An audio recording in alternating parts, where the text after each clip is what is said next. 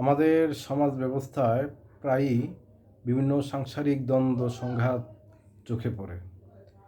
এই দ্বন্দ্ব সংঘাতগুলোর মধ্যে যে বিষয়টি খুবই বিরক্তিকর তা হচ্ছে কোনো রকম সংসার তৈরি করার জন্য, কোনো রকম বিয়ে শাদী করার জন্য উভয় পক্ষের মতামত তৈরি হয়ে যায় এবং উভয় পক্ষের পরিবারের মতামত তৈরি হয়ে যায়। যারা পারলে বিয়ে করে তারা দুইজনের মতামত এতই শীর্ষ, এতই শক্ত যে এই মতের বাহিরে কেউ যেতে চায় না। কিন্তু কিছুদিন সংসার করার পর দেখা যায় মন মানসিকতা পরিবর্তন হয়ে যায়। তখন স্বামী পছন্দ করতে পারে না স্ত্রীকে, স্ত্রী পছন্দ করতে পারে না স্বামীকে। আর এই বিষয়টি খুবই খারাপ। যখন এই খারাপ পরিস্থিতিটি হয়, হোক তা 3 মাসে, হোক তা 3 বছরে, হোক তা 30 বছরে, সংসার জীবনের যে কোনো সময়ই হোক, তা সমাজ ব্যবস্থার জন্য খুবই ঘৃণ্য এবং দুর্বল দিক। এই দিকটি সমাজকে মারাত্মকভাবে কলুষিত করে।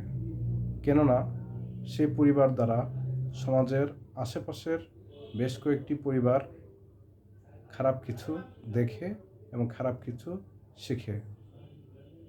এই কাজটি কখনোই আমি সমর্থন করতে পারি না।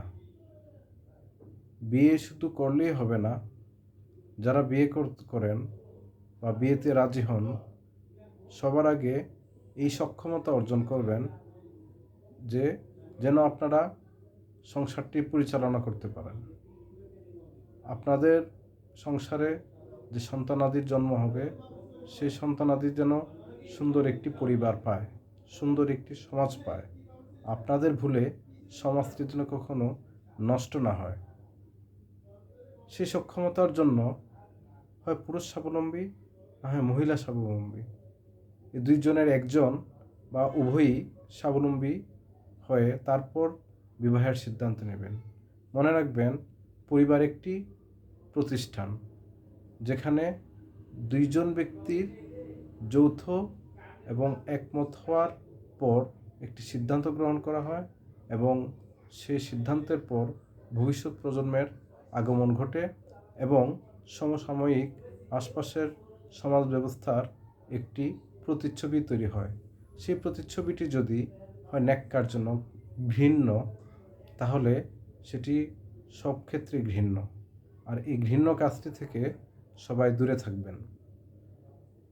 আবারও বলি, বিয়ের ক্ষেত্রে হয় উভয় স্বাবলম্বী হবেন যথেষ্ট পরিমাণে যেন সংসারটি পরিচালনা করতে পারেন, অথবা একজন, আর হোক তার স্বামী বা স্ত্রী।